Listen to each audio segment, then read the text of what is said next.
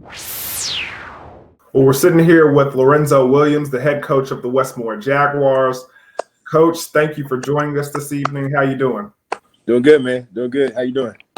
Man, it's in strange times, but we're dealing with it. I'm not used to seeing you on like this. I'm used to seeing you for the games and stuff, cracking jokes and talking about shoes.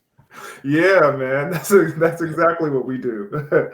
But speaking of, what we normally like to do in this situation is we want the viewers to get to know you a little bit better. So we like to play a couple of games first, and we call it the icebreaker pregame. You know, as us athletes, we got to stretch and warm up before we actually get into the hard athletics. So we'll have a couple questions, and you just answer them. Which one do you prefer? I'll give you two options. You choose which one. Okay. All right. So what vacation would you prefer? All right. Would you prefer to go to Paris, France, or Miami, Florida, checking out South Beach? I'd probably rather go to France. And my wife's sitting there looking at me right now about this because I don't really like the beach. Obviously, I don't want to get any darker than I already am. So, no, I was playing. No, I like to see stuff. So I like to go do sightseeing things and see things I haven't seen before. So I think it'd be cool to go see France and the Eiffel Tower and those kind of things. You know what I mean? No, you're not trying to catch no tan on the beach. No catch no rays. I'm not a rays type guy. That's not me. All right. Well, we just mentioned shoes. All right. So my question is preference. All right. Now you got to choose one. Now you walking out. You about to check out the town. Are you throwing on some J's? You gonna throw some Jordans on or Air Force One? Which do you prefer? This is not even close to a question because I already know the answer to this because I wear Jordans all the time. So I'm gonna wear J's either where I go. If I'm going out of town, I'll probably get some ones, some nice ones. Yeah. If I'm going somewhere important, I might throw some 11s on. You know what I mean, or some 4s. So whatever's matching the outfit for the day. But as a shoe guy, you pick the shoes first, and then the outfit got to match the shoes. So that's kind of why I go with it. I'm always with the Jordans. I don't know why people don't understand that. You got to pick the shoes first and the outfit follows afterwards. I be trying to tell people that. They're like, no, you got to touch the shirt and then you get the no. Shoes first. Shoes first. Bottom to top. All right, Coach. I did some research on you. I noticed and I realized you got a little bit of a sweet tooth. So I wanted to pose this question to you. Which one would you prefer? Cookies or brownies? I'll probably say cookies, chocolate chip cookies to be exact. But I'm not really a chocolate person, or a cookie, or I say a bake person. So I probably would rather have some Skittles or some Sour Patch Kids or something like that. But Skittles for sure. But I go with cookies. I feel you. All right, go into the music aspect of things. All right. This is a tough one, and I know that you probably have a very popular opinion on it. Now, musical wise, okay, back in your day, think about it. Back in the day, you in the cut, you hanging out with your guys, all right? Who are you listening to? Biggie or Tupac? Pac all day long. All day long, not even close. Yeah. Really? Why is that? Man, I think Biggie got a couple of hits, but a lot of people getting this argument about Biggie and Pac and don't understand how long Tupac was rapping versus how long Biggie was rapping. Like Biggie only had a couple albums, and the one of them came out after he died.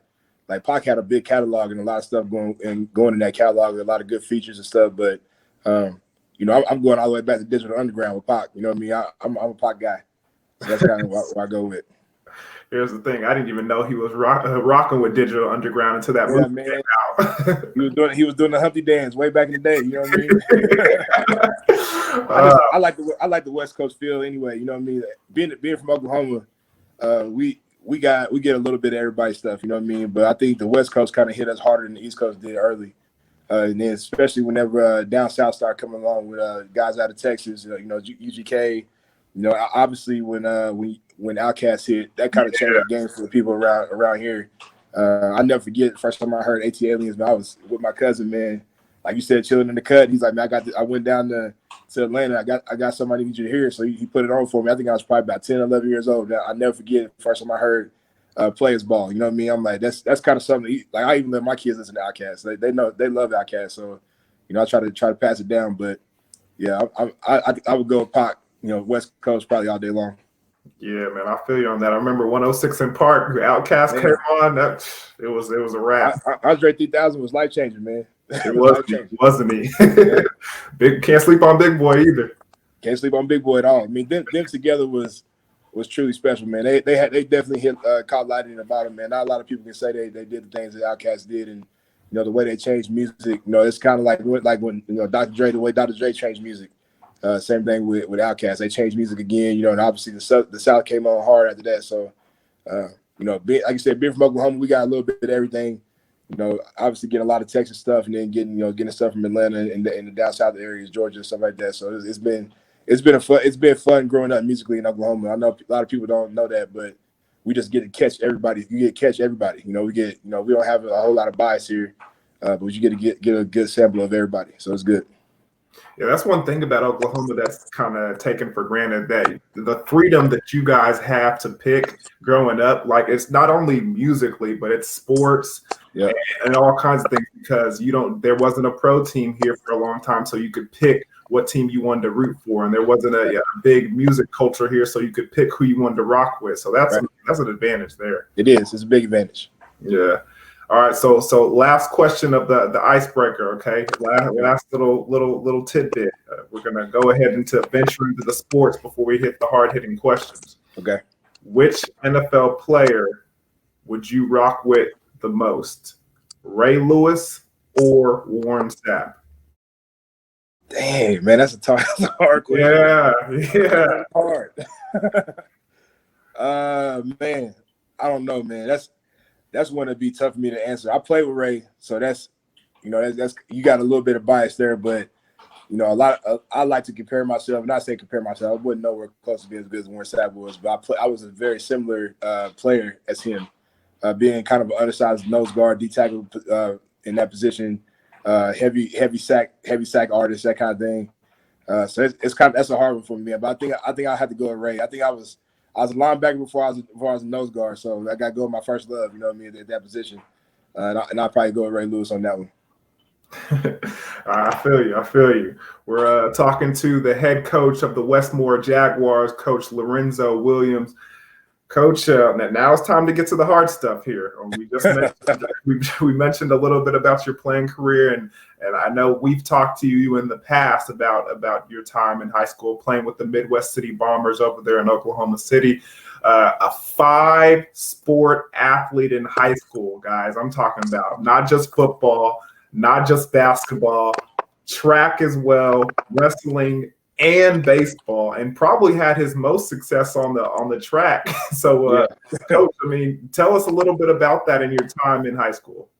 I only played baseball for 1 year when I was in 9th grade, and I think I only went out because Coach Troxel told me I might have a chance to pitch. I didn't even know nothing about baseball. Now that I married my wife, her dad and uncles and grandpa, everybody played, professional baseball. My son loves baseball, so I'm just starting to get into baseball a little bit more than I was before. But the track situation, man, that was a weird deal, because my coach that hit me, my football coach was the track coach, and he hit me with some stuff, and I will tell you, he hit me with the I need you to come out here and throw shot and disc for me. I said, man, I don't really feel like going out there and throwing plates. That don't make no sense to me. Why would I do that? You know what I mean? And he said, you can get out of school all day and hang out with girls. And I said, okay, check. I'm in. Let's do it. And that kind of started a change in me a little bit as far as being ventured out to some other sports, because, that was a deal where I started off being all right. I never forget. I wasn't really one of those guys who liked to lose at a lot of things. So somebody told me that I sucked at throwing the disc one day, and I kind of took that to heart. And 3 months later, won my first national championship in Virginia Beach. So that was fun, man. I love track. Honestly, it was a big, even as a coach now, I like coaching track too. It's just like a big kind of like a decrease in stress, a stressful decrease as far as football goes. So it was always good to have that time away from football to do something else and compete at a high level. Once I got good at it, and got a lot better at it, and started traveling a lot more. I think I've been way more places with track than I ever did with football. As far as like going and competing at a high level, a lot of different places. I threw in Colorado, threw in California a couple times, threw in Texas, threw in Miami, threw in Virginia Beach, threw in Kansas, threw in Missouri.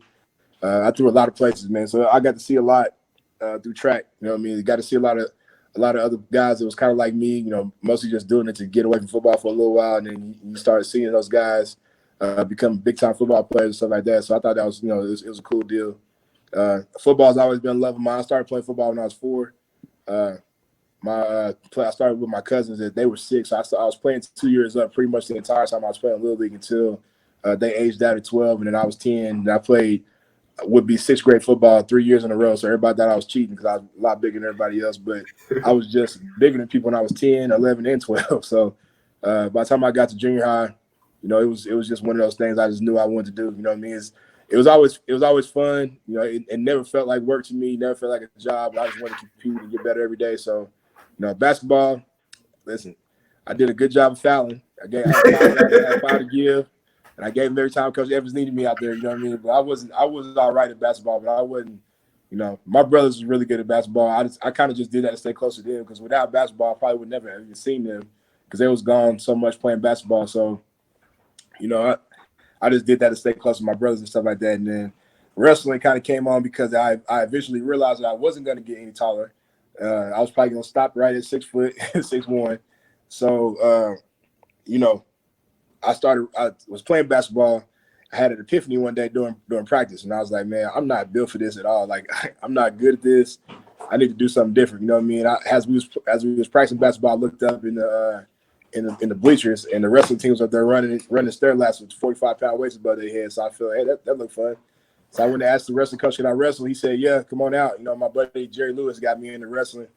And that was kind of all she wrote from there. I sucked. You know, I lost my first 13 matches, I think, get my butt kicked out there.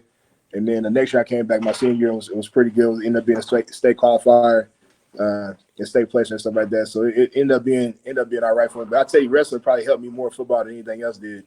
It kind of changed my mentality about what tough meant, what tired actually is, you know what I mean, all that kind of stuff. So it was a cool deal. It was cool. I really enjoyed it. I enjoy it now. I definitely try to get as many of my kids into wrestling as I can, as far as linemen goes and linebackers and stuff like that. So because I know kind of the benefits of how that can help you become a better football player. Speaking of being a better football player, I mean, you were all state, had so many accolades and you know, big time accomplishments on the football field. Started getting recruited heavily sophomore and junior year. What were some of the schools that looked at you other than Missouri? I think Rice actually, Rice and KU offered me on the same day after my sophomore year was over. So that was my first 2 offers, and after that, it kind of got crazy, man. I started hearing from everybody pretty much. I mean, the only schools that didn't offer me the Big 12 was OU in Texas. Had a few SEC schools, had a few Pac-10s, a few Big 10s. You know what I mean? And it just kind of it was really all over the place. I think I had close to 25, 26 offers or something like that. But you know, in the end of the day, you know, I picked Missouri. I didn't know why at the time, but it ended up being one of the best decisions I made in my life. You know what I mean? It was kind of one of them deals where I just committed to OSU, and I think I had heard that Les Miles was going to leave, so I decided I might want to open back up and look around, and then that kind of prompted me to get to, you know, take some visits and that kind of stuff. So Missouri wasn't even on my list of schools that I was going to visit. You know what I mean? I was kind of an afterthought. I know that the coaches told me pretty tough, but I just wasn't really feeling it for real. Didn't really know nothing about Missouri, where it was at, you know what I mean, that kind of thing. And then once I got there, man, I just kind of fell in love with the situation, man. It was great. You know, it's a really good family atmosphere. The people really cared about you. One of the things that happened, I was there for the 3 days, you know, your visit or whatever, and they never asked me one time the whole visit to commit. And that was the deal. That everywhere I went, it was like every 5 seconds, like, yeah, you want to commit, you want to commit, you want to commit. One coach, I'm not gonna say who did it, but locked me on the elevator, like pushed the stop button on the elevator and told me he wasn't gonna let me off until I committed to go to school there. Whoa! Yeah, I know. Me and my mom and the head coach of this team was stuck on the elevator with the buzzer, you know, going crazy. So I committed and was like, oh, I'm committed, you know what I mean? But I really didn't really feel like going there at all, you know what I mean, kind of deal. So it was a weird deal, but at the end of the day, I chose Missouri. Like I said, it ended up being one of the better decisions I made in my lifetime. So it was good. It was good. So let me get this correct. You could have almost been a cowboy like your man right here. I mean, yeah, I don't know. I don't know if anybody would like me being a cowboy. You could have almost. No, my dad actually played at Oklahoma State. My mom went to school there. You know what I mean? So it was a deal where I felt like it was, I liked the school a lot. You know what I mean? I liked everything about the school and everything, but I just with the uncertainty of who was going to be coaching and all that kind of stuff, I wasn't really sure that was a good place for me to go. So that's kind of how that ended. If I'd have known Mike Gundy was going to be the head coach there, I probably would have ended up staying because I really like Mike a lot. He's great. It was a great coach at the time. It was real good. And, it was both Mill City Bombers. Had a really good relationship. He was recruiting me pretty hard. Like he was my recruiting person. The coach was recruiting me and everything. So if I'd have known he was going to get the head coaching job, that might have changed my mind a little bit. But I'm happy with my decision. You know what I mean? I really enjoyed playing at the University of Missouri. It was great. Had a great time there. I had an opportunity to be a high level player and be number one in the nation for a little while and all that kind of stuff. So it was good. It was a good time. But when you were at Missouri, you came in, you redshirted, and then you came in and played and had to switch positions. So how was that? And I mean, not only did you switch positions, I mean, you went in as a number 30 and switched to number 99. So in the football world, that's complete difference. It's like telling yourself that, hey, I am now a defensive lineman. So I mean, how was that experience right there? I mean, what was that like having to go into college as a linebacker, go out of high school being a linebacker, then going into college and being a defensive lineman? Man, that was extremely tough, man. I think that's a very unique situation for anybody to have to go through that or have to do that. Not that I didn't want to, you know what I mean? Because I really enjoyed being in Missouri, and I'm a team guy first, you know what I mean? So whatever the team needed me to do, I was going to do it anyway. But it was just kind of different because one thing, I went into college at 220. You know what I mean? When I got to Missouri in May, at the end of May, beginning of June, I was 220. And by the time two-a-day started, I was already 245, 250. So that was kind of the big problem. I had been wrestling for 2 years, so I never really got a chance to get my weight up at all, you know what I mean? Which is fine for me because I didn't want to be big. But then whenever you don't have the wrestling, you don't have other sports to go to, you don't got track to run, you don't got basketball to play or wrestling to do, you know what I mean? You eat. People know the training table, how that works. You go eat, and you get bigger. You know what I mean? All my friends was on the gain weight group. And I was not in that crew, but I was hanging out with everybody in that crew. So they put me in a different position. So I went from linebacker to defensive end, played defensive end my freshman year at number 30. So a redshirt freshman year. And then the next year, one of my buddies had left and went to the NFL early. We had a vacant spot, and I was one of the only few guys that had playing experience coming back. So my coach asked me, could I gain like 20 more pounds or whatever and move to 3 technique? And I'm like, man, I don't know about that. I'm already pretty big. I don't know if I want to get any bigger. My six-pack was gone, you know what I mean?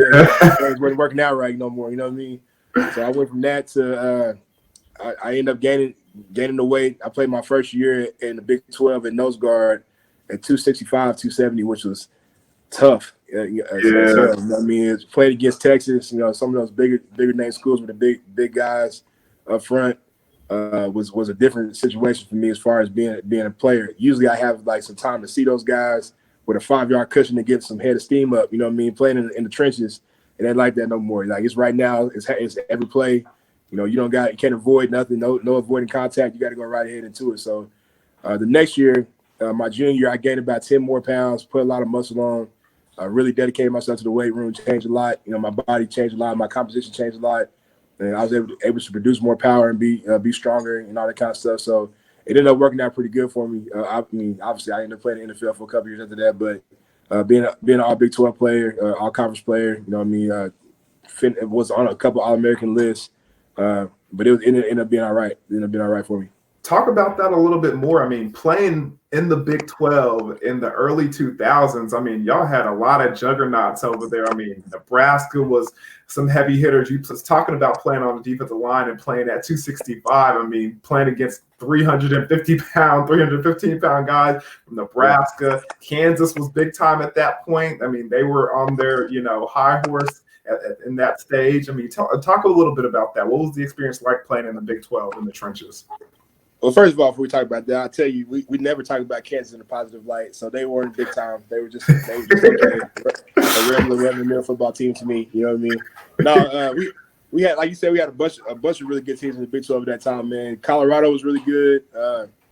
They had some dudes that can run, some running backs. Chris Brown was there right there at that time, right? Yeah. We played against Oklahoma State. They wasn't bad, you know what I mean? I know it was all right. OU was really good. OU was OU. Texas was really good. I mean, obviously they won the national championship in 05. So we played against that national championship team. And let me tell you something. That was when I realized that I wasn't big enough to play in the Big 12 yet. That was an eye-opening experience, to say the least. Like you said, Nebraska was good. It was some teams coming along. Texas A&M was still pretty good. You know what I mean? It was rolling a little bit. So it was a different aspect. I tell you that right now. Just being an undersized lineman, you got to be tough, man. You got to be quick. You got to be really on point with your technique. I was lucky enough to have a really good coach. They put a lot of people in the NFL, but it was really big about it as far as technique goes and learning the position, being a master of your craft type deal. So. Shout out to Coach Cool, because he really helped me out a bunch in that category. He gave me a chance, being an undersized guy. All you really need is a chance to win. And I think that from his coaching, got a lot of I went from never playing the position before to being one of the best people to ever do it. So it was kind of crazy like that. It was pretty fun, but I know I got a lot of people to thank for getting me there. Man, I mean, speaking of a lot of people to thank and getting you there, I mean, you had a little bit of an entrepreneur spirit back in Missouri as well. I mean, what's this I hear about the summer breeze? Apparently, you had a little business, a little side hustle down there when you were playing back in Missouri. Yeah, man. So the NCAA got a lot of crazy rules. One of the rules they had back in the day was like if you had a summer job, you could only make a certain amount of money before you had to start like giving all your money to a charity. You know what I mean? You couldn't work a job. Really, you didn't have time to work a job anyway. But when we did have time to work in the summertime, we could only make a certain amount of money per year. So if you hit that limit of $1,500 or whatever it was, you had to start donating your money to charity. But there was a loophole that I found. They really talk about being employed by somebody, but not ever talking about being employed by yourself. So what I did was I just started my own business. You know what I mean? Bobo, a lot of people in Oklahoma know Bobo's Chicken. Ozell Pope is Bobo. That's my grandpa. So I worked at Bobo's Chicken from the time I was 13 to 14 until I left high school.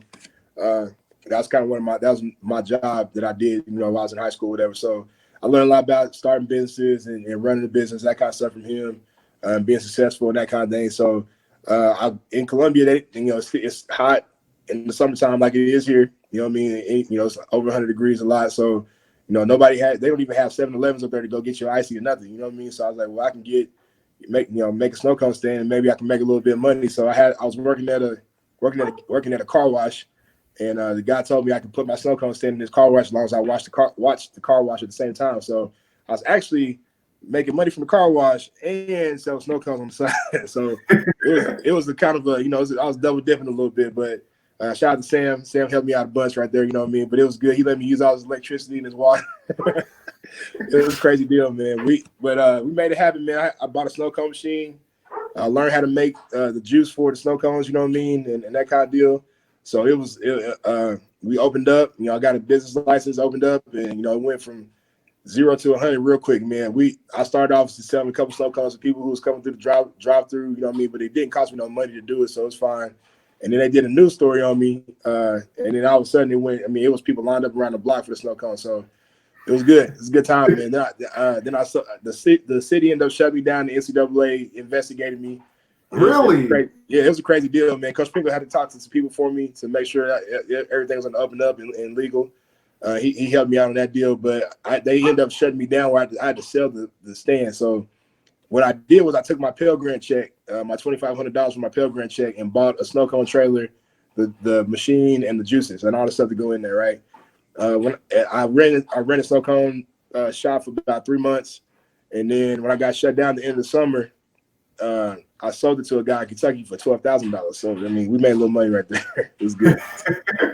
Man, see, that's the part that they didn't say in the little feature. They said that you left because it was time for football season. They didn't say that the NCAA shut you down. Yeah, it was I got investigated pretty deep, but that's what, it's kind of one of the deals where I had to talk to the people at the NCAA, compliance and all that kind of stuff. And I just kind of told them, I'm like, man, like, these rules you got in place are solid rules. I'm not breaking any of them. I'm not making more money. I'm not getting paid more money than the rules say, but I also have to run a business. So the rules don't have anything in there about making your own money, like, being an entrepreneur and making your own money, having your own business. So I don't know what you want me to do. So, I mean, if it's the letter of the law, it is what it is. But if you find a way around it, you can't be mad at it. Exactly. So they eventually changed. I mean, they eventually said that I could sell slow cones again, but by that time, I mean, I had been shut down for a month, and football was getting ready to start again in August. So I was, I've been shut down for probably 2 or 3 weeks at a time, and football's getting ready to start again in August. So I just had to go ahead and let it go. But which was part of the play. I was just gonna keep it and keep opening it up every summer, like a normal slow cone place would do. You know what I mean? But it didn't work out that way. But it worked. It was fun though. It was very fun. I had a good time. Well, Coach, I mean, if you ever want to get back in business, if you ever need a partner, just call on me. I would be proud to be an investor. I know, right? It's good, man. It's good. Making money for yourself is good. Me and my wife own a daycare right now, so she's been open this whole time through this pandemic. Helping the first responders and people like that coming dropping their kids off when they go to work.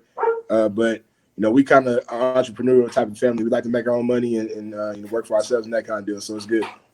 Speaking of making a little bit of money, you mentioned that you had a NFL career after your time at Missouri. I mean, speak about that. How was it playing in the NFL and your time playing with Ray Lewis and those Baltimore Ravens? Yeah, man, it was great, man. I think a lot of things that I thought I knew about football, I had no idea. A lot of things I thought I was good at, I wasn't good at. You know what I mean? You learn some stuff about yourself real quick when you get to the NFL. You know what I mean, and what you need to do to adapt to make it there. So. I stayed in for about 2.5 years, almost 3 years, just being on a practice squad, which is a great time. It was fun. I mean, I had a really good time doing it. At Baltimore, I had a really good time in Carolina. It was kind of like an unreal type situation for me because Ray Lewis, I'd always been a huge fan of Ray Lewis, and obviously being a defensive guy, being a huge fan of the Baltimore Ravens defense in general, and being able to sit in the room with those guys and watch film. And just kind of know that who these dudes are and what they're about, you know what I mean, was crazy to me. But, Ray Lewis and Ed Reed, Suggs and all those guys, it's just the greats know how to do it. And Ray Lewis is the reason why Ray Lewis is so good at football, man. That dude was unbelievable at practice, man. He was one of the hardest practice players I've ever seen practice in my life. And anybody that asks me about him, that's the first thing I tell them about. Like, the practicing with that guy was just unbelievable, just in a completely different clip. You know what I mean? Than you want to admit. So it was great, man. It was a really great experience. Speaking of, I mean, with your time in the NFL and the CFL, I mean, how did that and that experience get you into coaching? I think I always wanted to be a coach. I just think, I had a lot of coaches growing up. And my dad wasn't really around a lot when I was growing up, so coaches pretty much took care of me. And I just wanted to be able to pay the game back for what it had given me. I mean, pretty much, I made a living off of football. You know what I mean? So, and I don't know if I would have had that same opportunity, nor would have been this headstrong about what I was doing without the coaches that was around me. So I knew I always wanted to give that back. I just didn't want to be broke doing it. So that's why I started business beforehand. That way I make sure we made a little bit of money, and then football could be about football to me and not about making money. You know what I mean? I don't coach football to make money. That's not something that. Obviously being a high school coach, you're not going to make very much money anyway. But that's not why I got into this. I got into it to help change kids' lives and give them a chance that they might not have had otherwise. So that's pretty much that. The coaching stuff kind of came from my background and the coaches I was around. Talking about from junior high, really from my uncles who coached me in Little League, Coach Grantham and Coach Woodard and all those guys, Coach Johnson and Coach Clark that coached me in junior high. Coach Oliver and Coach Winkle and Coach Tommy Harris and John Harris. I mean, all the guys that coached me in high school. Then I, going to college. You know what I mean, playing for Coach Pinkel and Coach Cool and Coach Steck and Coach Eberflus. I mean, I go on and on about these guys. Coach Ford. I mean, these dudes kind of Pat Ivy, who was our strength and conditioning coach in Missouri. He was a huge part of my life going through college and stuff like that. I mean, just at every turn, being in the NFL, playing for Rex Ryan and CB. And those guys, every turn I had a coach that was helping me become a better man than the last coaches did. It's kind of just keep building on and keep building on. So I knew I wanted to have a chance to do that for other kids, and that'd be a passion of mine in my life. So that's the reason why I do what I do today. Before you got into coaching, what business? I heard that you opened a business in Missouri. So I didn't know which one it was. So what business? Man. No, I had a family entertainment center, kind of like Heyday. Had a bowling alley, arcade, laser tag kind of deal. That was my senior year capstone project, and again, something that Columbia didn't have that I thought they might need it. So got some investors together and put some money together and got that done. It was a great deal, man. It ended up not going as like I super wanted it to, but I did make some money. You know what I mean? Made a little bit of money. We sold the thing off to a guy who ended up running it after I did, but it was a good situation, man. It was fun. It was a fun deal because at the time it's around 2010 when I opened that up. Like there was no. It was the recession kind of deal going on. So everybody was on job freezes. I had twin daughters at the time that was like 2 years old, so I couldn't just sit around and do nothing. You know what I mean? I made some money from the league, but that was going away fast, so I had to do something quick. I invested some money, talked to a couple banks. I mean, had to go to 17 banks before I got one to say, yeah, you know what I mean, we'll fund you. But we ended up being SBA Small Business of the Year in Missouri in 2012. So it was, it was good, man. It was a good time. And sold it. Once I started coaching, it's kind of one of them deals where I'm like, all right, I know what I want to do. You know what I mean? I need to really get into this. So I had to go get a teaching certificate and all that kind of stuff. But I made some money, so I wasn't broke. You know what I mean? Bought a strip mall, had a strip mall for a few years.